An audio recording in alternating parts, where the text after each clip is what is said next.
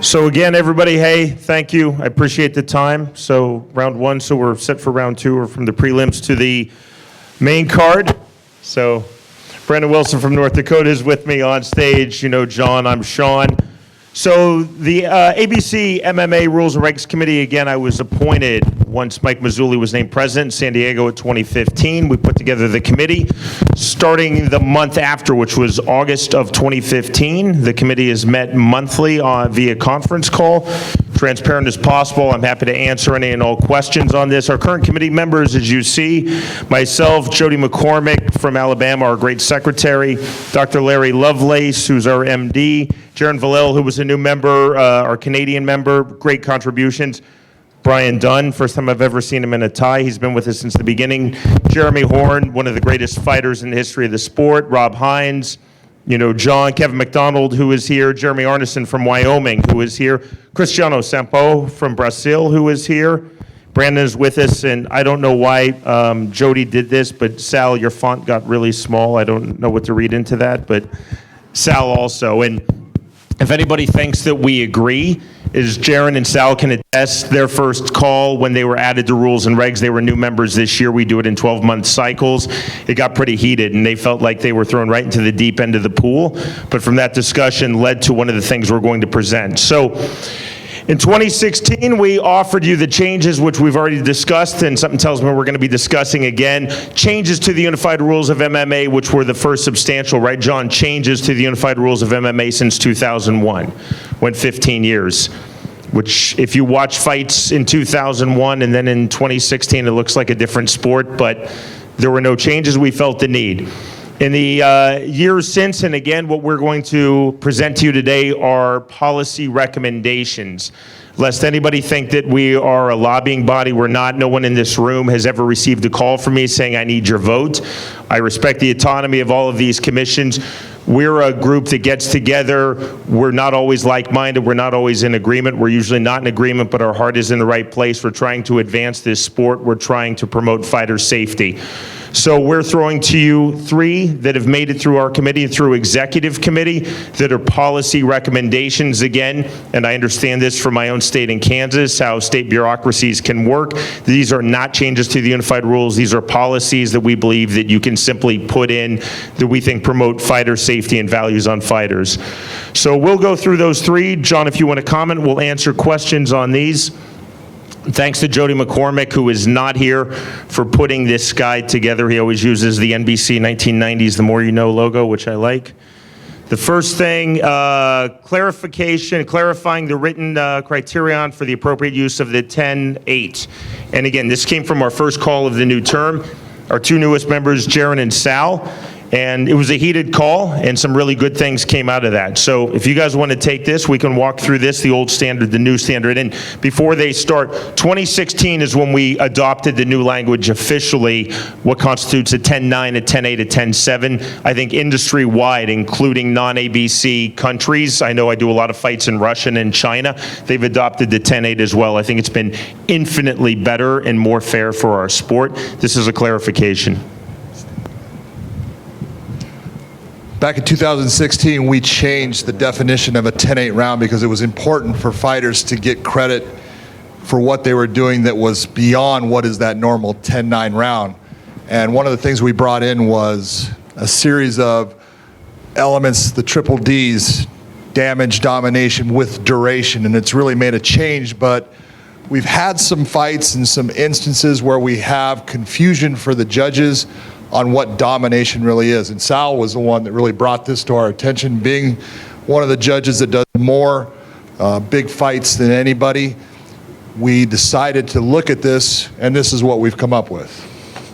Thank you. For those of you that were at the training yesterday, I brought it up as far as 10-8s. Can you hear me? Yeah, there we go. Sorry. I'm not used to having a microphone on my hands. For those of you that were in the training yesterday, we brought it up, and the 3Ds with the 10-8s have been a godsend, as I mentioned yesterday, and we use it a lot. We just wanted a little more clarification, that little gray area of getting us all really on, well, we are on the same page, but getting some of those rounds that could go either way, being a 10-8 or a 10-9, we just wanted a little more clarification. And we came up with this. And The proposed clarification is a 10-9 round in MMA is where one fighter obviously wins the round by a large margin. This is demonstrated clearly by meeting 2 of the 3 criterias: impact and damage, domination and duration. So either damage, domination, or duration are the 3 Ds. It is important to clarify, which is what we added, in absence of impact or damage, static positional control alone is not considered dominance. So if there's damage, it's very easy for us to identify a 10-8. But in the absence of damage is where we're having where we need a little more clarification. And speaking to many, many judges really around the country, we've come up with some of this, this wording. And Jerin, you want to? Sure. So in the absence of impact and damage to be considered dominant, there must be a singular or in combination the threat of some types of submission strikes or an overwhelming pace that is measured by improved or aggressive positional changes that cause the losing fighter to consistently be in a defensive or reactive mode. As Sal mentioned, as we canvass many of our peers worldwide, agnostic to commissions, because we work with many different commissions, agnostic to promotions, as most of us work with many different promotions, the singular feedback we hear on the way to the event, after the event, post-fight debrief, in the van in the hotel, and then emails post is the 10-8 clarification. When damage is missing and you're pairing dominance and duration, how can we be further aligned? How can we even be more consistent? And static positional control was a gap that we thought we could clarify with this wording. It won't be perfect, but it's an attempt at it. We've circulated this. As you heard about the vote, it passed through our committee quite easily and went to the executive board. Here's the vote. Pardon me? 12-0, 1 no vote. 1 person failed to vote, 12-0. And then it went to the executive board. But we've also vetted it with many of the folks that we work with consistently worldwide, and they see it as a benefit. So we brought this forward as to address a problem around static control to further align us. We thought we could close that gap. Absolutely. And the key is that we're speaking with guys that use this criteria. It's not just us alone. It's all the judges that we've talked to throughout all these events throughout the years, especially this year, whether we're in Canada or we're in Las Vegas or New York or in Milwaukee. Everything this is what they want, a little more clarification, not just we're not changing any of the rules. We want to add a little more clarity to what a 10-8 is. We've vetted this both in Europe and with our friends in South America, and I'll use Brazil specifically, our friends in China and England. They thought this is a great back pocket cheat sheet in addition to what's already provided. So this language we think further clarifies. It'll require further refinement in the future, but we think it's a nice gap closer currently. Any questions? Okay, I want to pinpoint this one to Sal, because I think that this clarification is perfect for a fight we recently had, and I think you judged it, the Tony Martin, Damian Maya fight, round 3, is that Maya, there was no offense from him whatsoever. And I think Martin threw about 100 strikes to Maya's very limited, if any, and Maya was on the defensive the whole time. And one of the judges, and it was one of my local guys, scored a 10-8. And I always try and tell my judges, don't tell me what a guy did to earn a 10. Tell me what he did to earn a 9. You know, what did that guy do to earn that 9 score? And he said the whole time that what he was thinking was, come on, Damien, do something to get this 9. So I'm just curious, knowing that you did judge that fight, like how this applies to that round. Well, I do remember that fight, and the reason he scored a 10-8 was from the lack of offense from Maya. But the reason I didn't, and the other judge didn't, is because there wasn't enough damage and enough domination and nor enough duration from the other fighter coming forward. Okay, so this. John, what are you gonna say? No, it's a step behind yourself. Thanks. So I'm not really sure if this applies to that particular round. But because you're talking about that when there isn't impact or damage, it's not present, which you're right, there wasn't anything where, I think there was maybe one point in that round where a shot did, kind of put Maya back a little bit. But for the most part, there wasn't. But, this is where you're talking when there isn't the impact and damage, which there wasn't. Martin was one pushing the pace and putting Maya on the defensive, which is how I'm thinking this is being described. one of the big things that we're looking for, MMA is evolving, and you got to figure with all the different styles of fighting that have come into MMA, wrestling was one of the things that really started changing, because if you were a wrestler and you were a good wrestler, you were able to positionally sometimes control a fighter, put them in a position where you could control their actions, keep them from hurting you, and just let this clock run by and you get your win. That can still happen today, and that's okay. But what we were trying to look at is we didn't want someone that was able to positionally control someone, and they're trying to let that clock go by, and then they were getting awarded a 10-8 round based upon their ability to control their opponent and their opponent not having a lot of offense, but they did nothing in trying to open up in the fight, trying to finish the fight, trying to do something by going after a submission or going after heavier strikes that was gonna lead to that damage that could get them that win without going to the judges' scorecards. That's what we're looking for from this, because this is gonna tell the fighter, if the fighter looks at it, I'm not gonna get that positional 10-8, that's not gonna happen. The judges are gonna have to see not only that position, but you're trying to apply the techniques, passing the guard, going into different positions, going for that submission, posturing and throwing heavy, damaging type of strikes for the judge now to consider, I can give this that 10-8 without the damage. Does that make sense? I mean, it's just, like I said, I think that in that specific round, I mean, Maya realized he was ahead and was just trying to back away. And Martin was trying to put the pace. Now, there were some walls, but I mean, that round was all Martin. And we talked about, when we did this, that defense was no longer being considered. So if a guy was constantly on the Defense has never been considered in the scoring of MMA. It is an offensive sport. Yeah, so if a guy is just constantly on defense and does nothing offensively, why would we award him a 9 in that round? Because if he's just avoiding the fight, being defensive, but that person that is fighting against them isn't able to put them in bad positions when there's no offense coming his way, that's his fault for not being able to take advantage of a guy that is being nothing but defensive. And look at your opportunity is there. Can you create that situation where you can either end the fight or get that man right there to give you a 10-8? Yeah. And if you recall, in that third round, Maya was mounted, and the referee actually stood him up because that's the second round. I may be mistaken because Maya won the second round. Yeah, Maya won the first two. It was the third round. Mm-hmm. Was the heavy. But in the first and second, yes, Martin had Maya mounted, and then the ref stood it up because the ref felt he wasn't being active enough from the position. And that was the second round. Right. I recall that being the third because Maya won both the first and the second pretty easily, and then the third is the one that he lost. But even though there's lack of offense from one fighter, the other fighter still has to earn that gap, that 10-8. Yeah. He still has to. Yeah. Because we're talking about the Yeah. absence of impact. Correct. Damage. And it says aggressive positional changes. So if you're pushing a guy, you're going at him, you're trying to go, and he's just running around. Right.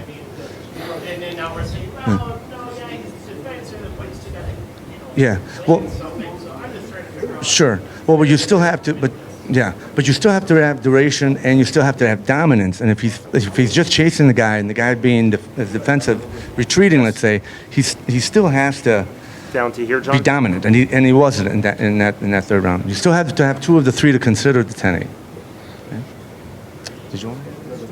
The other way? Sorry.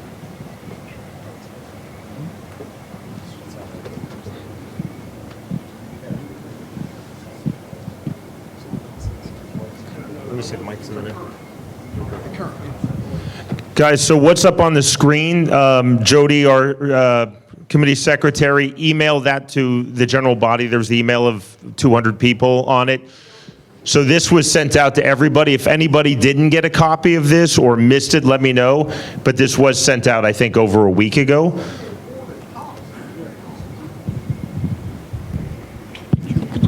The current standard on a 10-8 round has two different definitions in the damage criteria. There's three: damage, domination, duration. But damage is split in half in the current definition. We all agree? Yes. Domination in impact in striking can be seen with blah, blah, blah. What's absent that with the grappling is the need for a fight-ending submission or attack. Yes, you all three agree? Yes, that's not there. That's fair. That's not there. Now, listen, I never did think it needed a fight-ending submission or attack in the grappling. Okay, I never did think that, but it's there. It's there. I've had a lot of conversations about this particular one side of the damage argument. Did you guys take that out on purpose? Was that on purpose that you took it out? No. Well, let's be clear about this, Sean. If you didn't do it on purpose and it's not there, we can't make it be there. We can't invent it. Can you address this, John? So once again, this is an addition to. Yeah. This is further clarification, not to replace. Let me show you the original. Hold on, Andy. Let me show you the original. This is further clarification, another tool in your judge's toolkit. We are not changing current wording. We are re-clarifying and adding further wording to support and bolster the existing wording. Let's see the Here. While you're looking at that, go ahead, Mark. Here's an example that it happened last Saturday night in Edmonton. And I don't know how many people watched our fights. This was the Chris Cyborg. She was fighting a lady by the name of Spencer. In the third round, Chris is one of the toughest girls we've ever had. She tried to knock her out. She hit her for the full 5 minutes. Stunned her, but the girl kept fighting back. But to me, this was the example of what you want. This is a 10-8 round. I don't know how many people saw it, but if you ever get that, that's what it should be. It's dominance, it's 5 minutes, it's just, the girl couldn't do anything except she took the punches. And all three judges scored a 10-9. And I was disappointed in that, but that's what I want. If we're going to do 10-8s, that's what you really want. That's what this language is for. It is not replacing anything. This is just an additional verbiage for our judges to be able to now go to clarify their position of why they're giving this score. This is not to replace anything. This is to help our judges with, okay, look at, because I see this, I'm going to stick with a 10-9 based upon saying positional domination is not going to do anything for me. I don't have damage. I'm going to stick with my 10-9. Or if I have a fight similar to Cyborg, we have a lot of that judges are looking and they're not giving that damage because the person doesn't go down.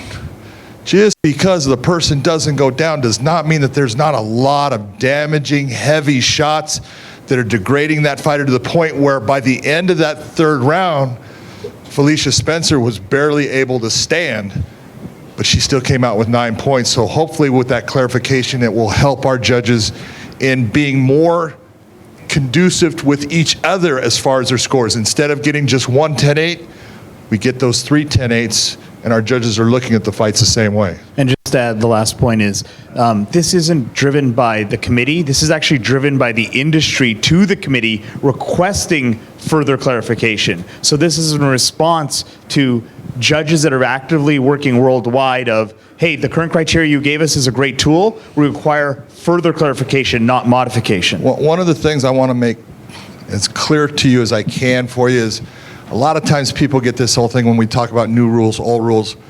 Look at, when you have a big show, you have a UFC come to your city, and you're having some of your officials doing that fight. Well, they're working with some traveling officials like Sal coming in there, and a guy named Chris Lee or Derek Cleary or Mike Bell. They're coming. Well, look at, they judge fights the same way based upon the way we have done this for the last 3 years. They don't go back to some old system. They can't do that. That's impossible. You can't ask them to do it. It will not happen. They judge based upon what our new rules is. If this is additionally put in there, this is just something else to help them become tighter and closer in judging those rounds that are the difference between the 10-8 and the 10-9. I'm sorry.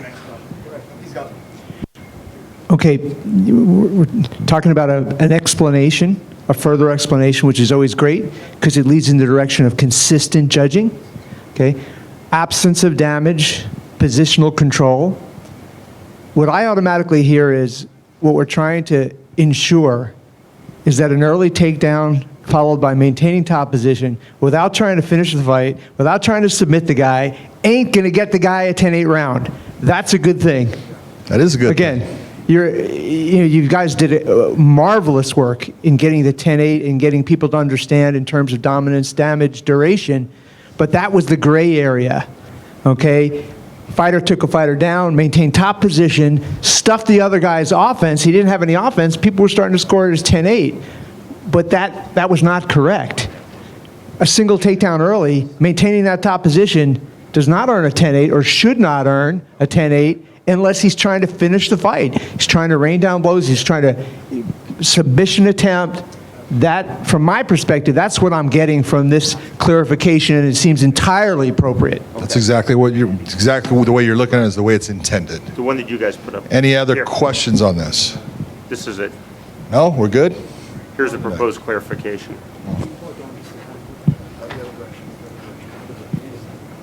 Man, you're horrible with that thing. The proposed clarification up there, she took my, is that it? Yeah. What's that? Okay. It's the way it's spaced, it's not going to show the whole thing on it. All right, we moving on? All right. John, go ahead and take it. One of the other things that we are looking at is in trying to give the judges the best opportunity to be successful with judging the fight. And in MMA, sometimes it's very difficult for the judges to get a view of the fight that's going to give them what they need to be able to judge it. They're sitting in a chair. We tell them, don't move. We don't want them getting up and moving to another position around the cage or the ring. We want them to stay in that place. And video monitors have been a big part in trying to help judges. The big promotions put out video monitors for our judges, but they're a small monitor, and it would help if it was a bigger monitor, but we need to start allowing. We have some commissions that do not allow those video monitors to be put in place so the judge can see.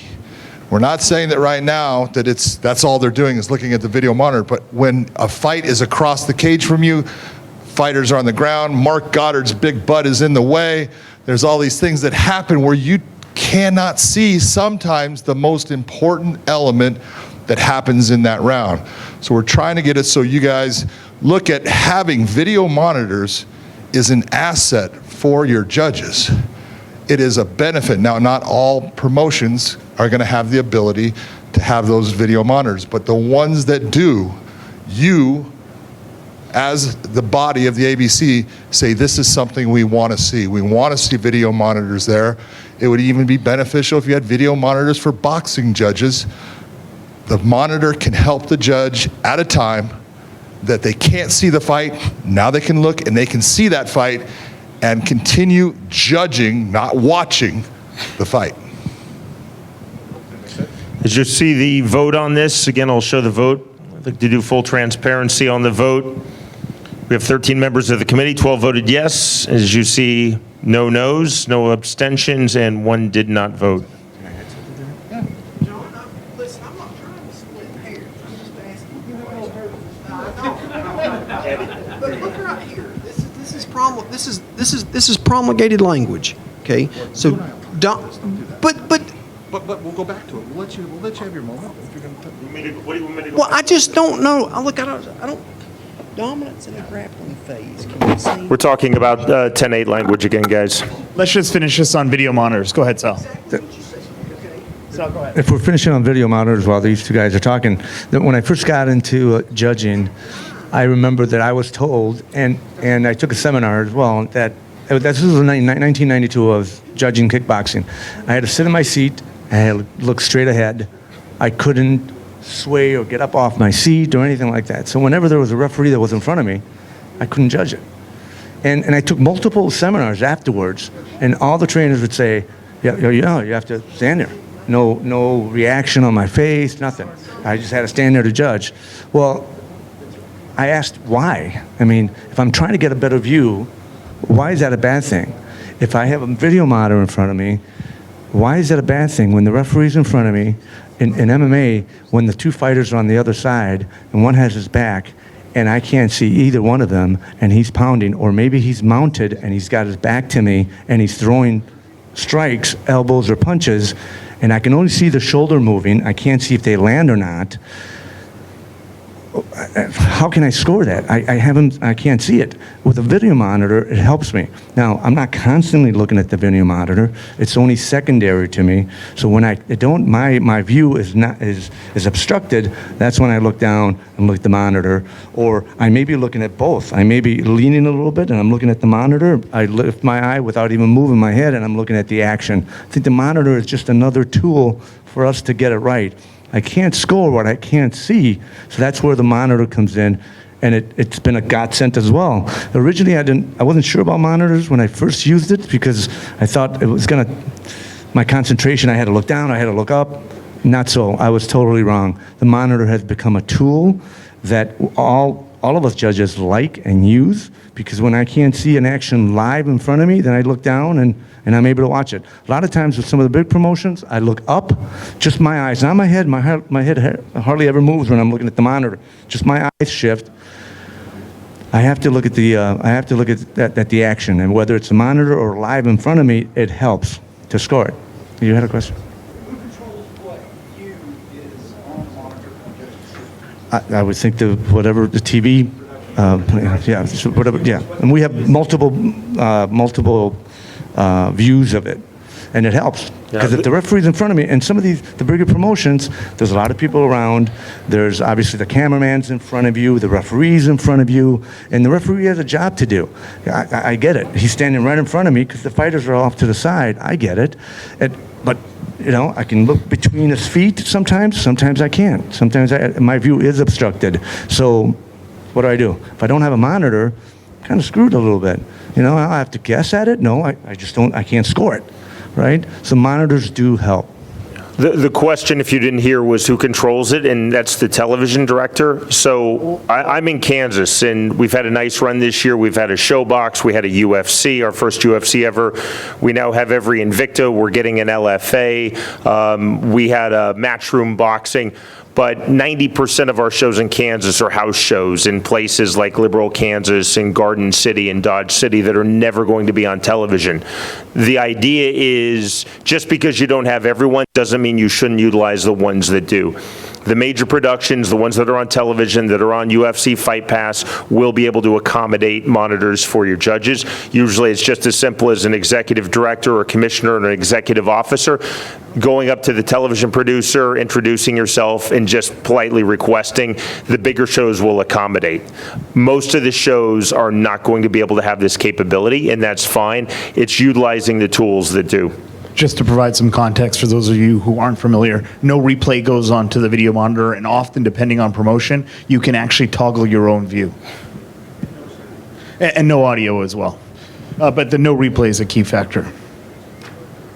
Any questions on this? We'll move on to the final issue. Any questions on monitor? And again, guys, just for clarification, it's important.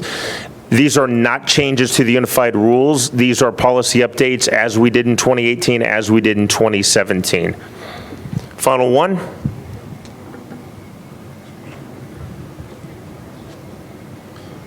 This is cuts generated by fouls, and I'm going to show you the vote first.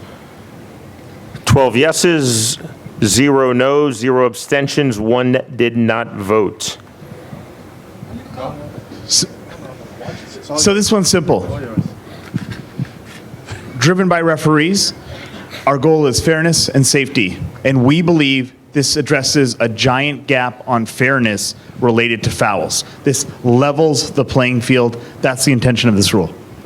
As all of you, if you saw, we were talking about the Chris Cyborg fight. In the first 30 seconds, minute of that fight against Felicia, Felicia threw a beautiful elbow that cut Chris Cyborg for the first time in her career right down the middle of her forehead. That's a legal blow. It could have ended the fight. Chris would have lost the fight if that cut was so big that she couldn't continue on. But right now, when we have two fighters that come together, and many times in MMA or boxing, we have two fighters, and we'll say it's unintentional clash of the heads, right? You like that, Mark, didn't you? Not a headbutt. An unintentional clash of the heads. And we have one fighter who backs up, and they have a little mark, and we have one fighter that has a giant gash. And unfortunately, due to an unintentional foul, we now have an uneven playing field between the two. We have one person that now has to deal with this cut, while one person now has the advantage caused by something that they didn't mean to do, but it was a foul that ended up in their advantage. And what we are proposing is that if this happens in this type of scenario, we have a cut caused by a foul, either intentional or unintentional. The referee has the ability to call time, put the unhurt fighter to a corner, bring in the ringside physician to look at that cut if they want or please or need to, and then once the ringside physician has looked and said that cut is okay to go on, they can bring a cut man into that cage for no more than 30 seconds to work on that cut, try to limit its influence in the fight, and bring this fight as close as we can back to a fair playing field for both fighters. This has only to do with what is fair when something happens in a foul situation that now unevens our playing field. Just like a handheld. As you'll notice, and again, I was talking about all the house shows, the mom and pops we have in Kansas. Unfortunately, we have a lot of shows where there's no cut person. So as you'll see in the language, if there are no official cut men / cut women, the fighter's licensed corner may treat the cut. No instruction or coaching of the fighter is allowed. And now this is always done with the referee in place next to the cut man or the corner man while that treatment is taking place.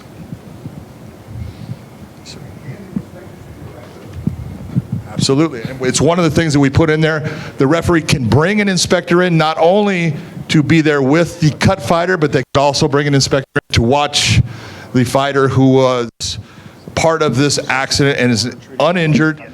They can bring the inspector in to watch that person at a time. Once that time limit has gone by, everybody gets out and we restart our fight.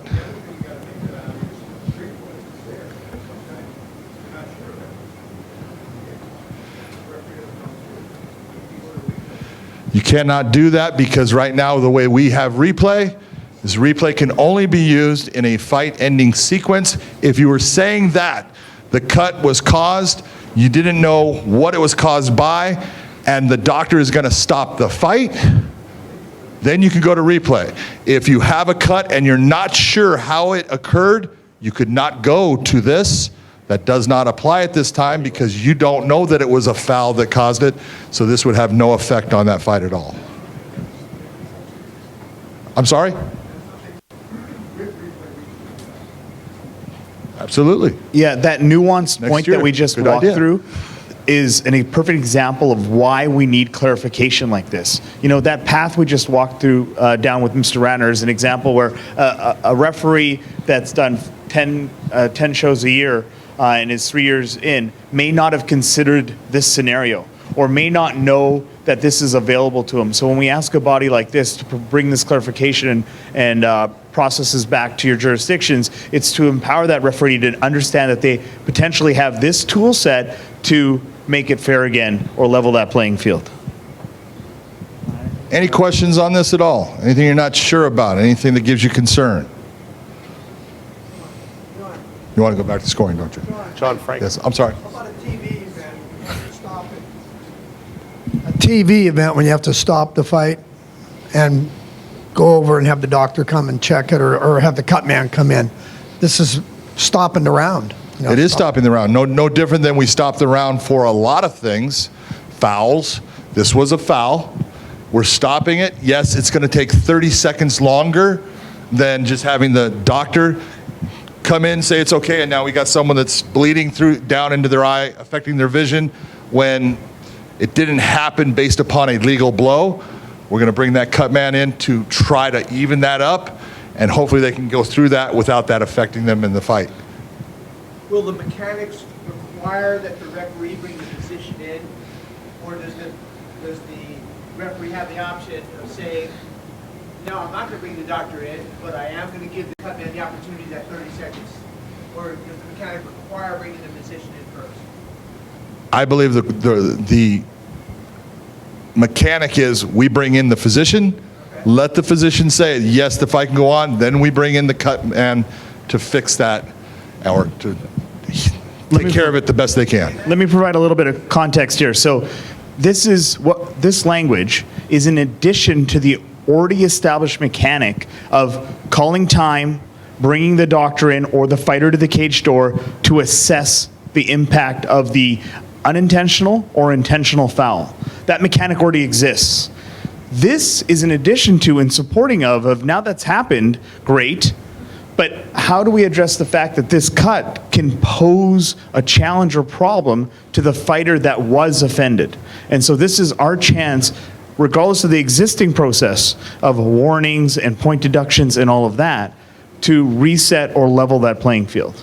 The mechanic for the doctor doesn't have to say that because that's part of the regular mechanic. We've also done a supplementary guide that we'll distribute for you folks once this passes to distribute to your referees that actually walks through scenarios and examples of how to execute a mechanic like this.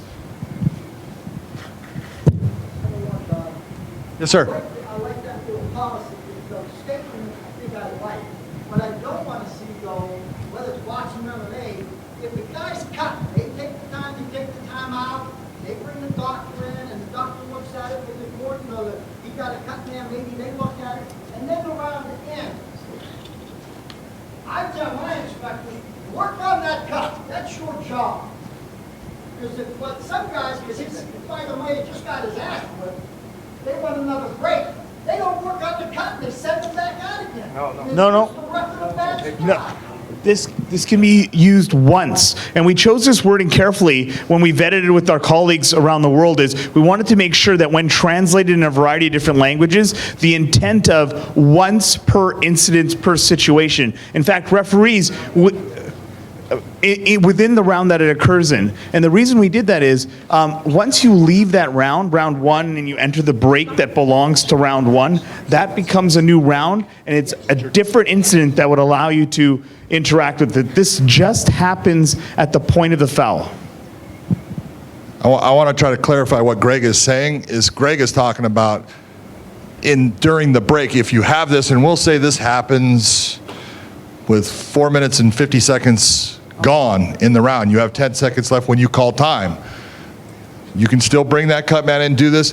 And what Greg is talking about, he wants to make sure that they know that they can work on that cut between those two rounds on the break, and that they should be doing it and having your inspectors advise people too. Is that what you were saying, Greg?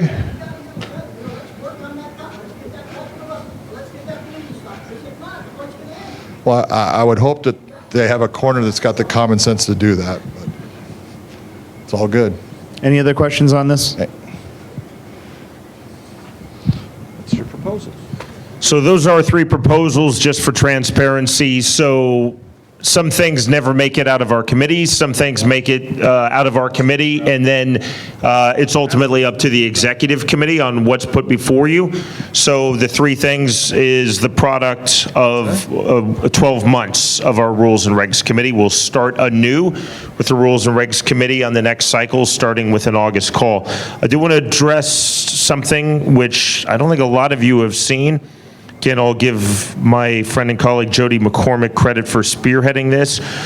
we started getting a lot of calls really about 18 months ago saying, where do I find this stuff online? And it occurred to us that nothing had ever been put in a document like boxing has for the Unified Rules of Boxing from the ABC. So Jody spearheaded this, Kevin McDonald was instrumental, McCarthy, myself. We tried to compile everything that we've put out there that existed previously with the other iterations of the Unified Rules. The things that we put in, as you can see, the 2001, 2010, which is before my time, both of those, 16, which were the changes to the Unified Rules, the procedures of 17 of last year. If anything passes here, this document will be updated. This was emailed again to that massive email. I don't think most people bothered to look at it, and that's fine. I wouldn't have either, but it's there. It's on the ABC website. It took me about an hour and a half and the help of my 14-year-old daughter to find this, but I did.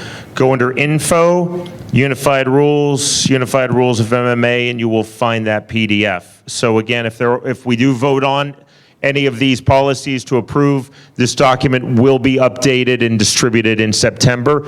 And as I got a call from my buddy Patrick Cunningham, who's not here, who runs the Great Florida Commission, he saw something, he had a question, he called me. That's what we're here for. I'm a pretty easy guy to get a hold of when I'm not out of the country, which is about a third of the year. But I'm always happy. I think everybody on Rules and Regs, we're happy to answer any questions that we have. Matt Showalter, my buddy from Minnesota, has called and asked about judging things. We welcome all of that. So it's two-way traffic. But this document is here, it lives, it's to be updated, it's a living, breathing document that's meant to be updated and added. Andy, you bring good points. We need to talk afterwards if we miss something basically in a cut and paste. I know you and John were talking, but this should be the definitive document. If there are errors in there, I'll take responsibility for it and we'll do our best to correct. I'd like for legal to look at it. Yeah. I mean, look, I'm not trying to. I just need legal to look at it, because what I'm getting into is like the rules of construction and which comes first, and we have a defined term ahead of a clarification with a different term. And I'm talking about the definition of what constitutes a 10-8 round. This could really, I mean, it somewhat appears contradictory at first read. That's what I pulled up mine, and it is. Right. So, you know, Andy, I'd like for Tracy to look at it. She's an attorney, and Joe Walsh, the attorneys, just to look at it as it flows, because I like the clarification if it doesn't need the terms to be the same. Andy, we as committee, and perhaps that didn't get captured in the summary, but hopefully in the email out to the group, the membership, is this is draft wording. We know that it has to go to legal, and it'll require some wording modifications going through as well. So this is the conceptual draft wording that we're proposing. I'm sorry. I thought we were getting ready to vote on it, so I'm sorry. Well, I think we are. On the need for this, these three final. I think we are voting. We were voting on this. We can table that one section to get clarification from the legal department. No, I just want to make, Yeah. I mean, look, this is, No, you got to absolutely. understand, this is a promulgated, I mean, if you guys do this, I'm going to go through the process. Yeah, absolutely. Because the rest of the stuff, look, I'm for it, but the scoring criteria is how the fighters win the rounds, how they're assessed the points to win. That's incredibly important when we're talking about this, and I want to make sure that we have got that just perfectly sound. Maybe we let Tracy look at it, maybe we let Hunter Campbell look at it, maybe we let Joe Walsh look, just a few lawyers that have looked at this say, yes, this makes sense. Specific lawyers. Well, they are the two lawyers for the biggest companies. Yeah.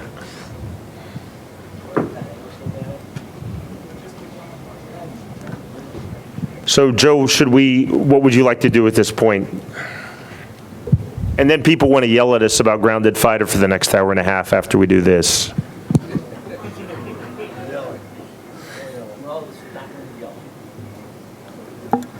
President Mazzulli clarified there'll be no yelling. It'll be a civil discussion at that point.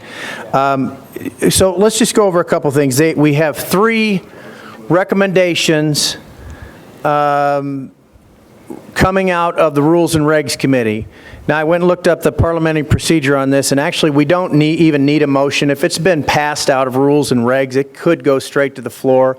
What I'll do is I'm going to go ahead just in being consistent with past practice, I'll go ahead and take a motion and a second to get the motion on the floor. It's my understanding Rules and Regs would like to have each of these evaluated separately and not vote on them all three at the same time.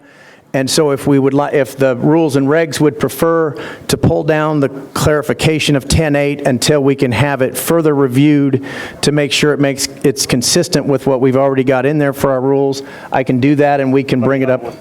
Okay. Do you want me to start on 2 and 3? Yeah, please. Let's do it. Are you all done? Am I all done? You're out? Are you out? Or are you No, still I'm- talking? no, we're I'm gonna sorry. start- He's bothering me. Okay. All right, we're going to start with rule number 2, proposal. All right.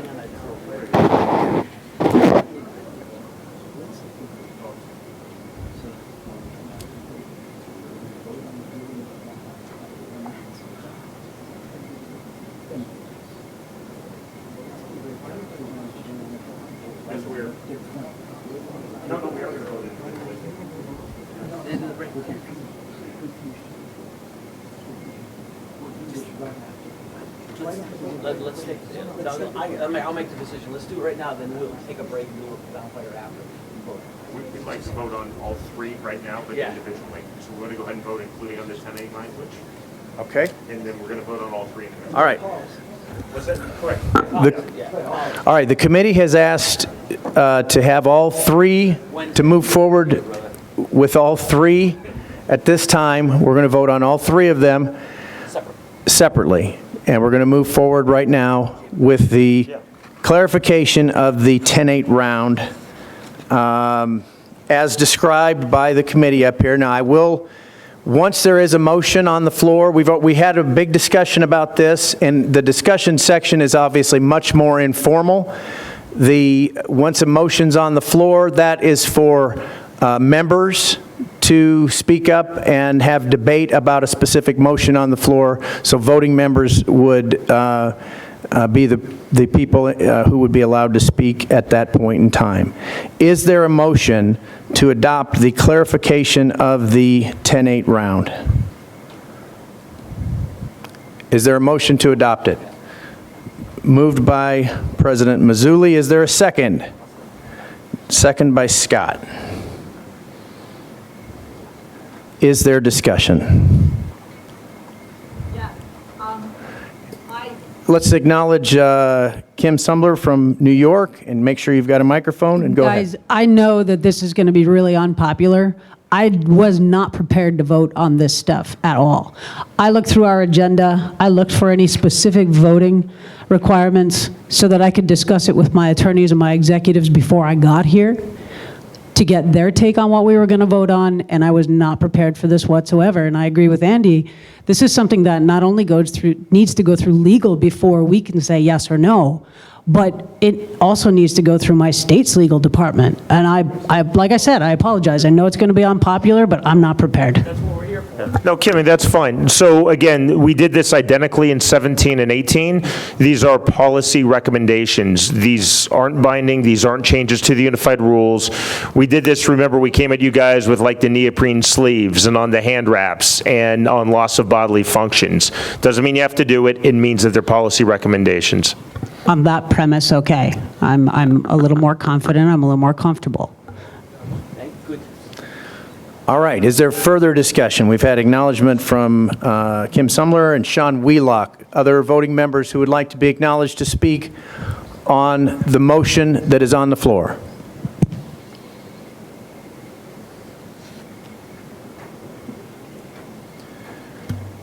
Any further discussion on the motion that's on the floor to clarify the 10-8 round as identified on the screen?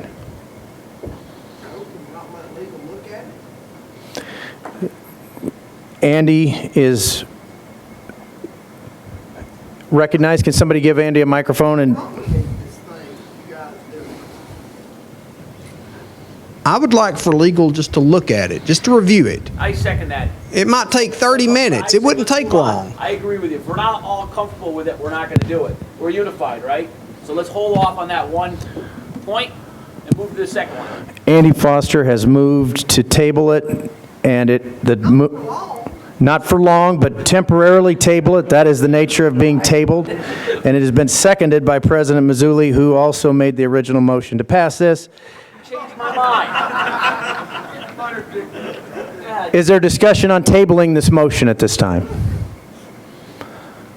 Seeing no discussion, we will move initially to a voice vote on whether to table this motion temporarily, in the words of Mr. Foster, for a very short period of time.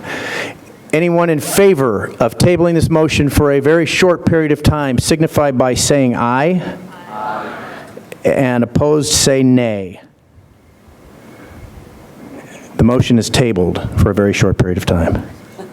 Let's move on to the second one. Second one is a clarification on the use of monitors. I guess I would characterize this, the language is again on the screen, but I would just characterize this as judges being allowed for an appropriate use of monitors when available. Am I correctly? And again, I'm not sure it's required, but even members of the committee can make the motion for this, just to be clear. Is there a motion to adopt this as a policy recommendation for the clarification of the use of monitors? Kim Sumbler has moved, and do we have a second? We have a second from Frank Gentile, who's right in my line of sight there. And at this time, is there any discussion on this proposal? Any discussion? Last chance for discussion. Seeing no discussion, we're going to move straight to a voice vote. Initially, all in favor of adopting as a policy recommendation the clarification of the use of monitors signify by saying aye. All opposed say nay. It passes, and I did not hear any nays. So I will call that unanimously passed on a voice vote. Let's move to the third recommendation. This recommendation is a policy recommendation regarding cuts generated by fouls. And I don't want to mischaracterize it, but it is up on the screen in front of you and already been discussed in general discussion, but to characterize it as an additional up to 30 seconds for the cut man to be able to address an accidental foul following all other procedures on the books. Correctly characterize that? Yep, perfect. Okay. Is there a motion to adopt this as a policy recommendation of the ABC? I see Mr. Langlis has so moved. Is there a second? Second by Kim Sumbler. Is there discussion? Any discussion? Final chance at discussion. Seeing no discussion, we will move initially to a voice vote. All in favor of adopting the policy recommendation regarding cuts generated by fouls signify by saying aye. All opposed say nay. And I did not hear any nays, so it will be recorded as passing unanimously on a voice vote.